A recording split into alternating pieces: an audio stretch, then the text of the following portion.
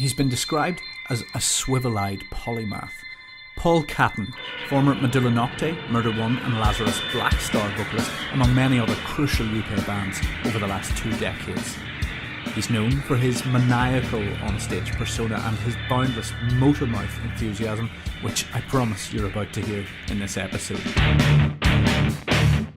His band, Barrabus, have a new album out, and it's pretty powerful. It's sonically chunky, madcap, aggressive, and it really has something to say. It kind of peeks behind the net curtains of small-town society.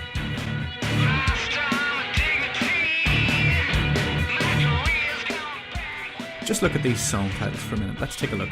TV contestant, porn, kleptomania, pre-op, behind closed doors.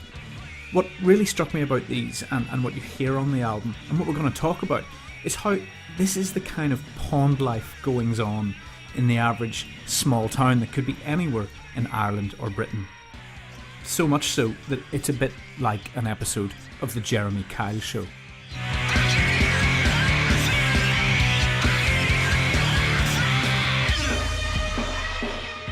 And this album, it sounds explosive, full of energy and a paranoid mania.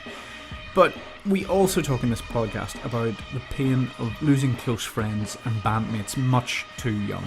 It's something that has blighted Paul Catten's recent years. Many listeners will remember the death of Iron Monkey's main man Johnny Morrow, and also the fatal car accident in recent years that took the life of Medulla Nocte's drummer Jammer.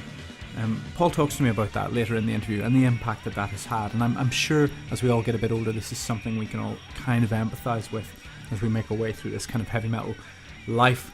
So anyway, welcome to the Metal Insight podcast, as ever, produced and reported by metalireland.com. This is episode 36. I'm Earl Grey, and we're going to talk to Paul Catten from Barrabus. And if you want to know about the glamour of all this podcasting and interviewing and writing about great bands and how they work, here's generally how it goes. No problem, bang on time. Do you know what? I've been thinking about it and then I totally fucking forgot till about like 5 minutes ago as I come out of the shower and I set a reminder on my phone, so I came up and then I forgot my Skype password. So anyway, once he's sorted that out, he's off like a pinball machine about the new album. I love it, man. And it's there's the songs, even though we were playing the majority of them probably 10 years ago when we were playing live in the Barrabus first phase, but they're all fresh. Okay, we've had a few false starts getting the album out, but listening to it, the songs sound great. They were kind of not rewritten, but certainly given some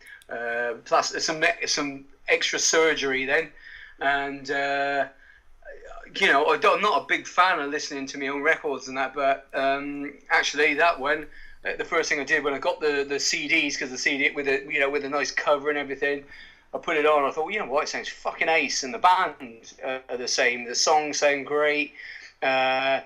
Super proud because it was mixed and recorded here and produced and whatever. I love it, man. I love it. I think the songs are great. Porn is probably what I would put it down as one of the best songs that Mark and I have ever written, to be fair.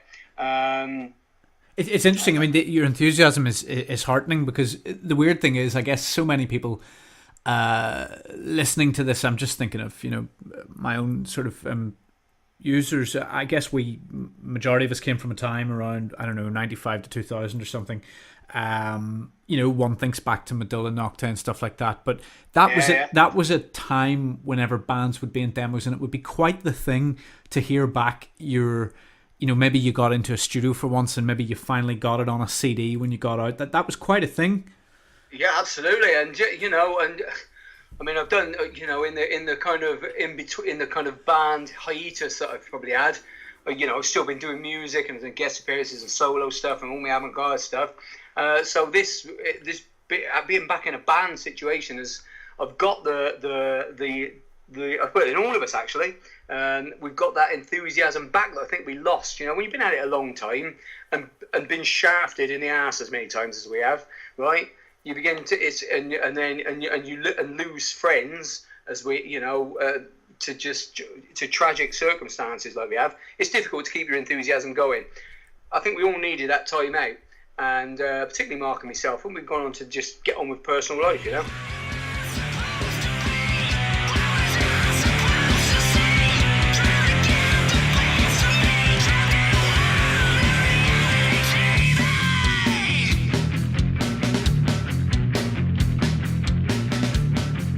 Fucking hell, we've been like rehearsing, and we just had to do a bunch of miming for a video and that, or a couple of videos, and we absolutely fucking love it. You know what I mean? It's great to hear such energy, you know, because sometimes you talk to people and they're bored or disinterested and stuff. It's great to hear energy, which actually leads me on really well to my next question, which is that I usually, one gets press releases and all, and they're usually just a fucking terrible hurricane of verbiage that's just garbage. But what stood out for me was whoever did this and whoever wrote this about you, they've called you the swivel-eyed polymath. Exactly. Great description. I had to fucking resort to Google to find out what a polymath was. But maybe it's a lovely compliment. I think it's a great description. I wouldn't be fucking jumping around like an idiot anymore. But then we played a gig the other week and it was the same old. Nothing changes, just getting a bit fucking, it just takes a bit longer to recover. Do you think your name sustains you in as much as, I guess, you have been out of the game a break a wee while, but obviously everybody knows you, and you and the guys and where you come from and stuff, but is the crowd that you get now, or whoever's coming out to see Barrabus, is that as a result of the fondness for all the bands before, or, I mean, who are these people? At the minute, I think so, because, actually, we've done the one gig, and then we've just got a few slotted up, and it was all, we pretty much knew everyone in the audience. It was loads of old friends and that. And of course, no one's fucking heard the record until the porn preview. When the word Barrabus came back out, I think quite a few of the older ones who saw us back in the day, I thought, oh yeah, they were great. Time will tell when we get out and we're busy. We're getting super busy. Who knows? It may attract a whole new branch. Do you know what, mate? It doesn't make any fucking difference. None of us are waiting for someone to lay a golden egg. We do. When Undergroove approached us to do the record, I said to Darren, dude, we don't particularly want to do much. I'm happier here in this studio. You know what I mean? And he's like, no, you do what you need to do. And so I thought, well, do you know what? Because originally the record, we were just going to put it on the internet ourselves. It didn't cost us fuck all to record. So we just thought, well, we just put it out. It's only because obviously, Darren has been an old friend, and I've always sent him music, and I've been fortunate enough that he likes the majority of it and puts it out. So, this may well increase. We may get a whole new bunch of people into the band. Do you know what? Yeah. Let's just see. I'm not putting my heart and soul going, please like our record. I don't give a fuck, man. I've made some fucking abysmal rackets. But to me, they're fucking great. Yeah. I believe in the record. The band believe in the record. That's the record label believe in it. Yeah. The people that have heard it love it.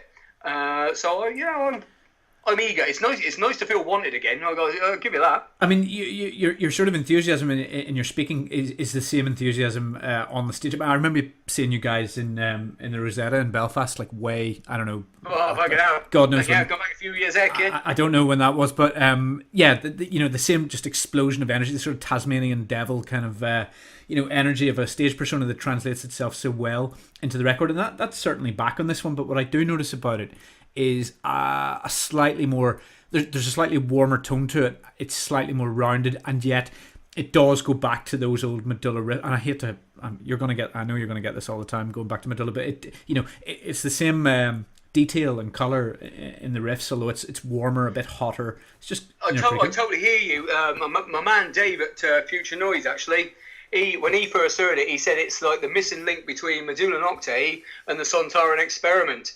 In the fact that the Sontaran is very diverse and there's lots of kind of stuff going on at an extremely slow pace, whereas Medulla is always quite fast and aggressive. And I totally get it. I do hear it, although it was never intentional, because Barrabus was basically like the kind of bastard offspring of like Murder One, the Sontaran. I think Sontaran was just getting around, and it was because Murder One.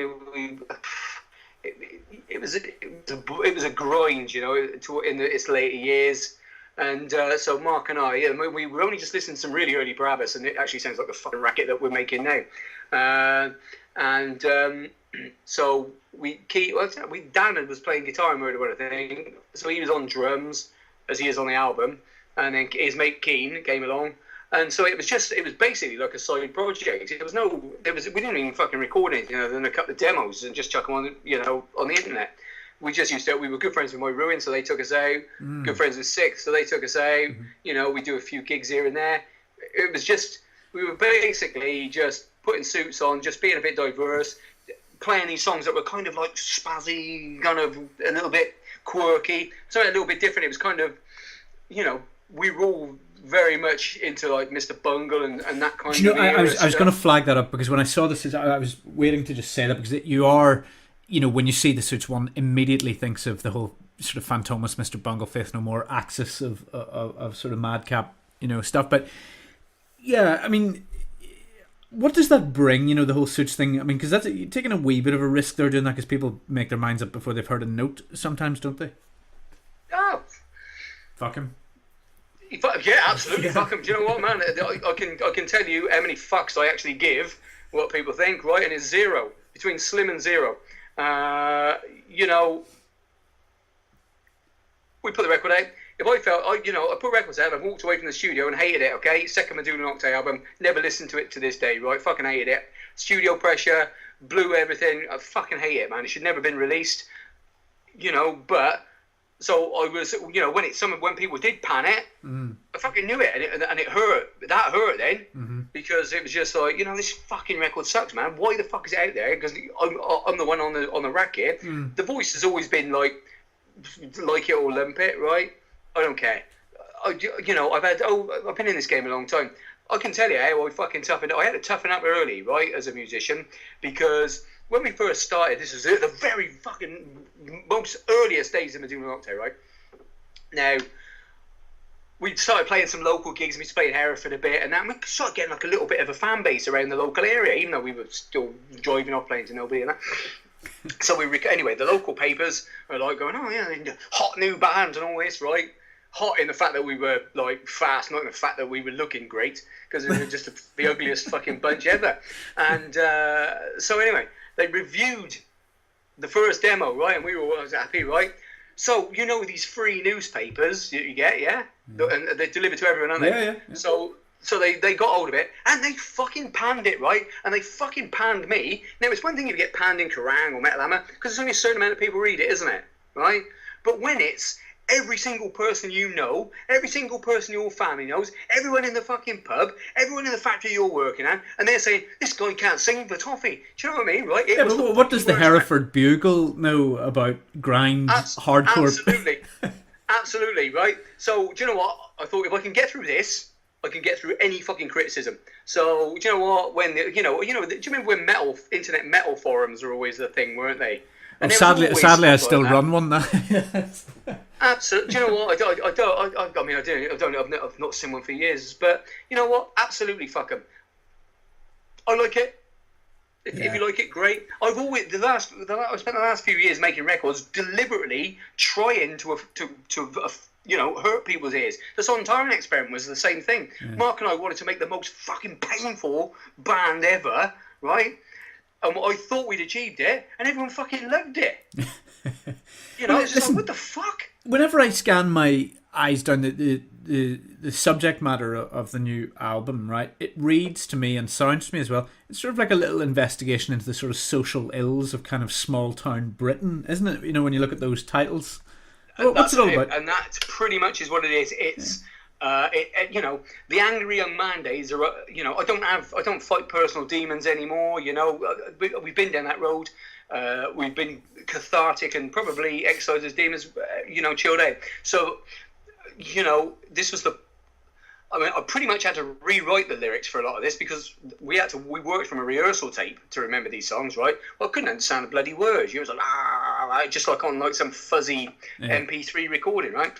And so it's characters, and it's characters of people that yeah, exactly. Merrick it's not about it's kind of about John Merrick, but it's about being that fucking outcast in a small town environment. Do you see what I mean? You know, I'm the John Merrick of my circle of friends in this town. Do you know what I mean? They're just like the regular Joes and whatever. I'm the fucking freak that's stumbling around. Do you know what I mean? On stage. Porn. I'm kind of hoping that doesn't backfire on us so that no one can find it if they're on a filtered internet thing. But it's just about porn addiction. It's just like, I know people, you know, because I know people that have that. I think I've probably gone through it myself at some point. Lots of different characters. Not all entirely small town. But it is a bit... No, but if you forgive me... I've come across, you know? It is a bit Jeremy Kyle, isn't it? You've got TV contestant, porn, kleptomania, behind closed doors, pre-op. Absolutely, man. That's you know, a great analogy. It is like it's fucking Jeremy Kyle. Fantastic! I want to remember that. Thank you. Well, no, but that is what, you know. This is where we live our lives in small towns, and these are the goings on, aren't they? And you've put it to metal. All goes on, mate. It all goes on. So yeah, you're right. Absolutely.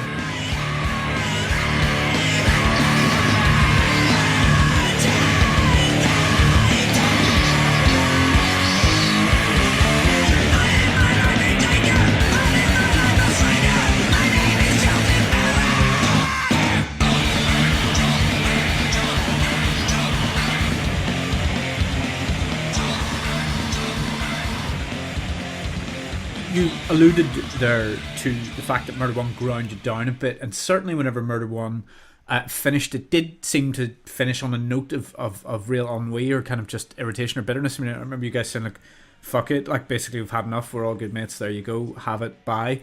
Did that not make you want to sort of just throw in the towel generally, or did it take you a while to get over that? Well, at that time, no, because you know we'd seen the end come. We saw the end coming from the day that we lost Morrow. Do you know what I mean? Yeah. We just kind of got put into this emotional, not blackmail, but emotionally kind of felt that we had to do it because people were like, oh, let's put the record out. Oh man, you got to do it for Johnny and that. You know, and I could totally see that. In hindsight, I wish we'd have just fucking canned it. Yeah. But you know, and then. We played the download thing, and you know, for people of our generation, that's the fucking pinnacle. So after that, you know, we didn't see any fucking. I think both Jammer and I lost our drive a little bit, you know, because you know we were brought up on the Monsters of Rock genre, and we always seemed to get the break. Jammer's a pain in the ass, you know, bless his soul. So he didn't fucking help matters because he was always like annoying everybody, right? So the music industry wouldn't touch us. Even when we split, this ain't fucking that much notice. So we said, right, fuck it. We've had enough. Mark and I had started doing the Sontara and stuff then, and that was absolutely where our minds were at. You know, Murder One was great, you know, to go and have a few drinks and jump around on stage and just have a laugh. But, you know, if you want to progress as a musician, that's not what it's about. You've got to ask questions, and that's what we were doing. So Murder One gradual. But anyway, this is how much fucking notice, right? So we'd split up for like 3 months, and our agent goes, oh yeah. And spoke to you for a while. I didn't even fucking realise. And offered us the Goa tour. And we just like, should we just get back together until we Goa? Yeah. So we did, you know what I mean? And so at least we ended it. Do you know what I mean? It petered out. Like, it was like just like a fucking wet fart. Yeah. Right? But then actually, the last thing that we did was just the best fun. Yeah. So at least, you know, at the end of Milton Keynes, we were just like, thanks guys, it's been fucking brilliant. Let's leave it. Like a sold out Milton Keynes fucking centre or wherever it was, and walk away from it other than just remembering shit and fucking aggro. No one give a fuck. You've only got a certain shelf life. You know what I mean? People were intrigued at the beginning. The album came out, and that was like. It came out like fucking nearly 2 years after it had been recorded. Yeah. We'd lost the momentum then. We were all good guys, but it was like it started becoming a revolving door of musicians or guitarists, and fucking hell, it got ridiculous. I can imagine. And yet the antidote. But you know, it was a place. I'm not unproud of that time. You know, it's just. Well, Lazarus Blackstar then so different, and I think the thing that always stood out for me was Funeral Voyeur. I thought that was the real. You know, that caught something, and particularly I'm not paranoid because, I mean, we talked earlier about the sort of swivel-eyed polymath thing, but the way you do the vocal on that and then the refrain at the end of it, just, you know, I'm not paranoid. I've not heard that. I've not heard it for a long time, that one. But yeah, you know, I really enjoyed the Blackstar stuff and that. It was just like life had kind of collapsed in on me around the time after that. So that was probably the last lot of soul searching lyrics I'd done. And it's grim listening, and it's bizarre because around that time is when the B side to the 7-inch was the anaesthetic started screaming, and it's just about this operation that fucked up. 6 months fucking after it was written, I'm in hospital after an operation fucks up from anaesthetic, you know, and so it was just a fucking weird time. Everything, life had a total midlife crisis, right? We all go through it at some point. That was mine. The last thing I needed was to be going backwards and forwards to Bradford. Yeah. You know, because it's like 4-hour drive, and you know, absolutely loved my time in that band. It's funny because for people, live, man, it was fucking insane. I've never ever been, and you know, sometimes I was loud in a different way. But as far as like Blackstar goes, it was like being stood live. It used to be like being stood in the middle of a fucking earthquake. Yeah. And I used to fucking love it. And we played some great shows. And what I particularly love about both of those albums was the way to portray those lyrics live. Yeah, absolutely. Because the space of the music afforded your vocals more chance to just actually sink in, because you know, with Medulla and everything else, it's blink and you miss it. You know, it's so fast and so furious. So it really afforded more time to understand you know, what you're saying. Absolutely. And again, it was asking questions of people. It's asking questions of myself. And as a musician, that's what you got to keep doing. It's like, fuck, I've never ever done anything this slow. And the boys had sent me like this cassette or a CD or whatever, like 4 instrumentals. And I sat there listening. I was thinking, what the fuck? Do you know what I mean? It's like playing Medulla Nocte on like the slowest possible speed. But you know, fair play, Lee Baines, probably the best doom riff writer in this country, without a shadow of a doubt. Fucking legend. It's funny because even for people that aren't into sludge, and I must say I find a lot of sludge just incredibly challenging. Usually because the subject matter is just banal, you know, or they're just screeching about something I can't hear. But then when you set someone like you on top of good sludge, it starts to make a lot more sense, and the sludge starts to sound like the sludge has a reason. And the thing is, though, when the first album came out, I got fucking battered for that by like all the doom fucking, you know, gurus and all that. Like, what the fuck is this guy, man? What the fuck is this noise? You know, you're meant to sound like this. But then after a while, like I say, it started to make sense. You know, I put a lot of, you know, and I put a lot of time into those lyrics in that band. It did start to make sense, and actually, they, you know, Blackstar did all right for a doom band. Yeah. Did it? I'm not quite sure I turned out to be, but live, man, it was fucking great. But some of my favourite ever gigs, ever were Lazarus Blackstar gigs.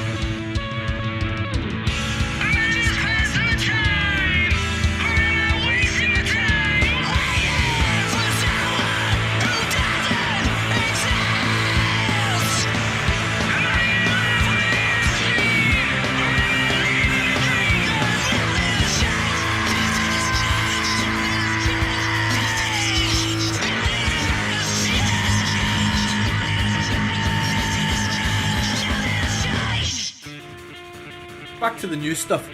Porn has a sort of epic. It's not. I mean, I think that people throw the word epic around a lot, but it just has something bigger than the usual fare about it, doesn't it? And I suspect that's why you've picked it. There's something big about it. You know, there's a build in it, but there's a. You know, it's a statement piece, isn't it? Yeah, absolutely, and it's it's almost like an epic middle, isn't it? You know, where everything opens up, like musically, vocally. There's a fucking synth in there. It's all. I mean, again, Faith No More come to mind. Losing their mind. Listen, I'll take nothing away from my fucking influences. I mean, you know, it wasn't. Let's write a Faith No More song. No, but you know what I'm saying. In fact, I'll tell you about Porn. Right, is when we were going out, we never used to play it live because I didn't fucking like it. I couldn't put the words to it. It wasn't until I got the instrumental track that I could actually then sit down, because, you know, after time it was just like, shit, we're going on tour in a couple of weeks, we need to write this song, and I could never keep in time with it. You know, the only bit I kind of liked was I want to get closer to you, that bit. It certainly, the lyrics were pretty much different, but the only thing was that bit and the title, really. and it was a throwaway title at the beginning, you know, like a 1 second thought. But no, it's come out as a strong point. Sometimes it's my favourite. Merrick is still my favourite. It's a masterpiece. I would say it's probably the best song that Mark and myself and obviously with the contributions the other guys have ever written. I fucking love it. It's funny because you come from such a sort of circle of sort of talented and kind of pushing it British bands. You think like Raging Speedhorn and Freebase and stuff. Just all these great old sort of British bands, but it doesn't seem to be. I mean, you're always going to get nostalgic, with say, oh, there's nothing like that anymore. But there genuinely does seem to be very, very few things, which is why it's great to see you back. But what excites you at the minute, apart from your own stuff? Like what excites you, or what challenges you musically at the minute? I don't know. I don't want to just say what are you listening to. I still love a lot of grindcore. Horse Bastard they're probably my favourite band at the moment. I just fucking love those guys. It's like, it has to make me think, fuck it. It's got to make me go, fuck you now. Do you know what I mean? Yeah. To enjoy it. It could be, but at the moment I'm listening. I'm going through like a big Beatles phase. You know what I mean? I'm just fucking. When I was studying music, I had to open up, and not be stuck in it. The least interesting is just everyday metal. Of course, yeah. Because do you know what? I can remember it in its early phases. I don't like metal records. I find them quite sterile. Not the bands, because the bands usually live. Fucking, that's where it's at. If you're a good band live, I like you. Yeah. But don't expect me to. If you give me a CD or download your album illegally, right? Don't expect me to be plugging it, because actually, other than stuff I know I like. And you're right, though. The albums back then. I mean, I'd quite happily listen to the Polkas album again, or the Iron Monkey album, or the Earth Tone 9 albums, or Lab Rattle, because it was such a beautiful scene for a while. Yeah. Whereas now there's a lot of posers around. I was around when, everybody wanted to sound like the Prophets, or who were great when they opened up and just kind of started things up. But then you got a million wannabes, a million Linkin Parks. Yeah. It's interesting. I respect you if you pick up a guitar and everything like that, but it's got to be something. It's got to be ultra slow, or it's got to be like Sun or somebody like that, or it's got to be ultra extreme. I've just recently come out of a bit of a black metal phase, which is something I never ever got at the time. Some guy like fucking the music is, and I used to love it, but then you just have some guy sounding like he's got fucking laryngitis go over the top, and I could never get it. But like, I was fucking about with the idea of a little bit of a studio black metal project, and I thought I just need to educate myself on that. So watch this fucking space. So for what comes next. But interesting. I just think really given the influence and the sort of scene of yourselves, I was really taken by the last Sixth record. I just thought it was superb, really, really superb record. And I know they've got a new one coming out soon, but it seems that it fits well with Barrabus. I mean, it just in a couple of years' time and space or something. Yeah, absolutely. And what I like about Sixth, they were innovators. Yeah. They were at the forefront. I mean, we did their farewell tour, Barrabus, right? And they were already talking about the reunion then. Yeah. And good on them, because, they've got fucking loyal fans, right? Yeah. And they're a fucking good bunch of blokes and that. And musically, you know what I mean? They're just, they're like fucking gods as far as talents go. Yeah. Absolutely. Sixth excites me. That what I've heard of the new stuff excites me, and that's actually quite rare. And it's not just because they're mates and that. It's just it's a great record, because actually they're coming back and saying, listen, we were right at the fucking start of this, and hopefully it will kind of brush away some of the imposters, because there's lots of kind of techie metal bands, but they're nowhere near as like Sixth, and there's certainly no Mikey Goodman. No, there's only one Mikey Goodman. Don't try and be like him, because he's the fucking king. He's the second best metal vocalist around.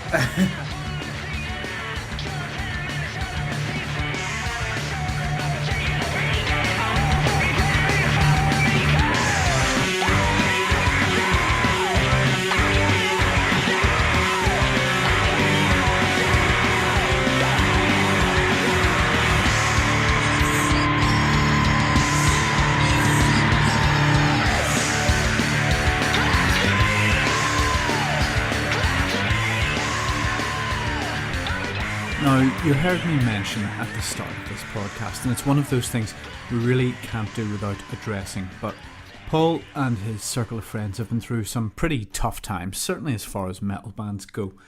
They lost their friend Johnny Morrow. Many of you will remember him from Iron Monkey and later Murder One, when he died suddenly from heart failure after a gig back in 2002. He had been fighting a long illness. Many people didn't know about it, so it came as a massive shock at the time. Then, 5 years ago, Paul's longtime drumming partner from Medulla Nocte, Jamie Aarons, although I guess so many of us affectionately knew him as Jammer, died in a car accident. He also was way too young. You, unfortunately, are about to go and do a round of, I'm sure, press interviews for various things and stuff, and you will get put on this emotional rollercoaster again. You alluded to it earlier, with the end of Murder One, but it seems hard to believe that, Johnny was one thing, but then Jammer as well, and I have to ask, how does this all sit with you as you enter, your 40s? Well, and the whole the Morrow thing obviously was just such a fucking shock, Both of those guys, and there's never a day goes past where I don't fucking think, I was the last person to see Morrow. Do you know what I mean? Yeah. When I got, at the end of his drive, like, and it took a long time, right, to get over, because I think all of us felt guilty, and that's why we all fucking started drinking. We went through a drinking phase. If we hadn't played that gig and he'd been alive, do you know what? It took a long time to stop fucking thinking like that. Unfortunately, time's up, and that's my method of thinking.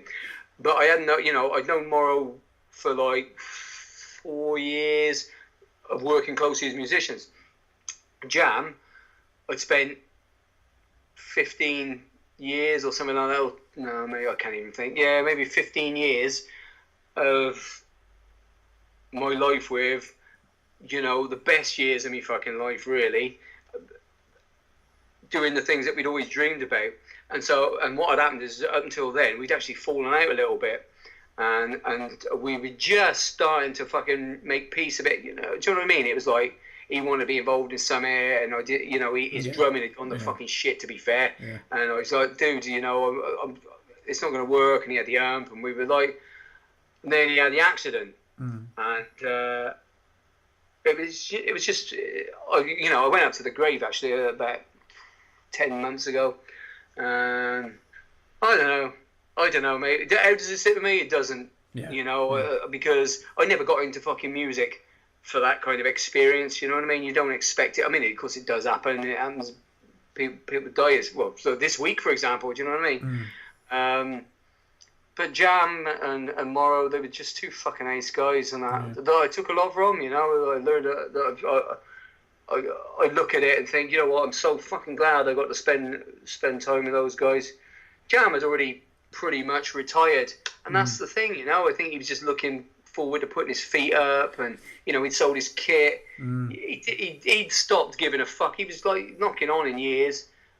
He should have just been relaxing and sitting with his fucking wife, Mrs. or whatever at the time, and just like a tragic fucking accident.